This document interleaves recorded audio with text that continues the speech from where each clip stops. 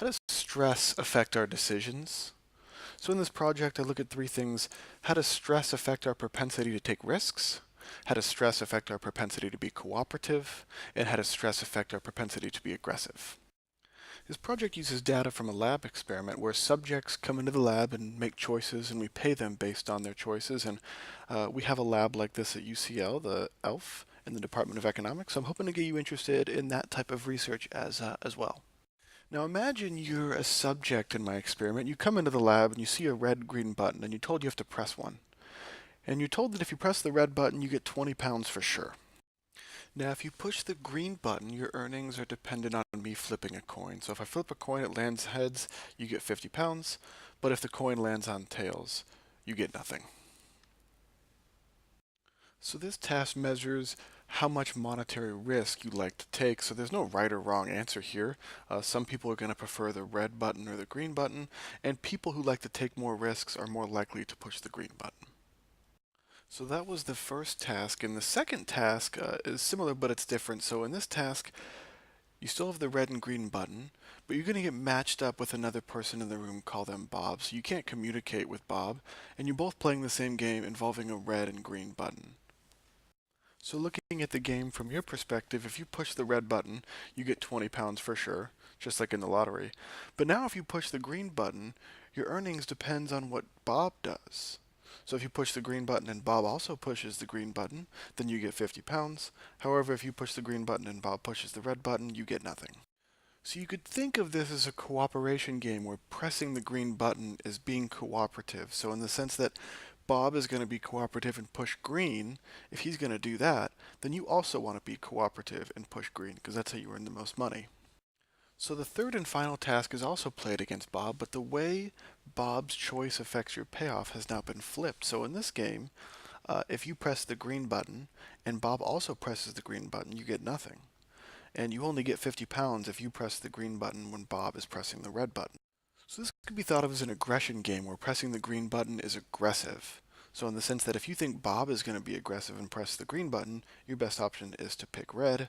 But if you think Bob is going to not be aggressive and you think Bob's going to push red, your best choice is to be aggressive and play green to get the 50 pounds. So these are the three tasks that the subjects in my experiment played: a risky lottery, a cooperation game, and an aggression game.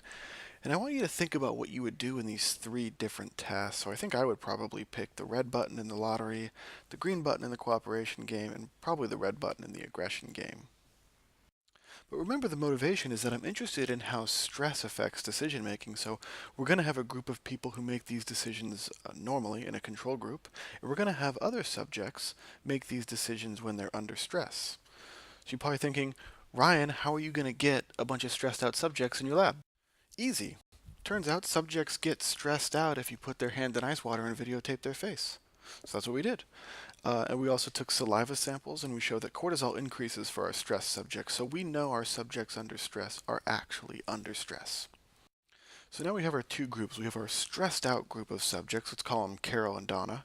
And we have our control subjects who don't go through the stressor, let's call them Anne and Barb. And we're interested in how these subjects make decisions across the three tasks of the experiment. So first let's start with Anne and Barb. So we notice that there's differences between Anne and Barb. Barb turns out to be a bit more risky than Anne. And we see Donna is a bit more risky than Carol. So this isn't unusual. We see differences in risk preferences all the time. Notice though, we didn't see a big difference. Stress did not have a systematic effect on how risky our subjects were. Looking at the data in the cooperation game, again we see differences between Anne and Barb. Barb's really cooperative, it turns out.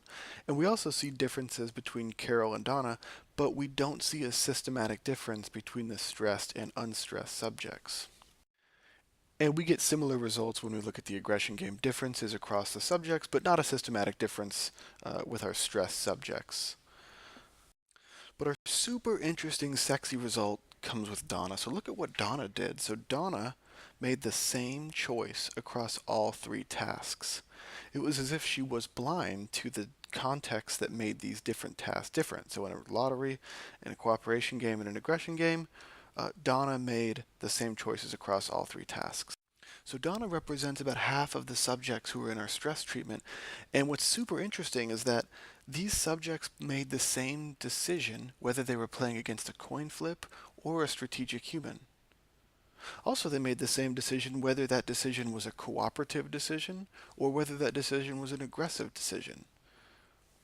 So experimental economics allowed me to isolate the effect of stress on decision making, and I get this neat result that people under stress make similar decisions in games that are obviously different. So even if their choice is about risk, cooperation, or aggression, subjects under stress don't differentiate between those three tasks.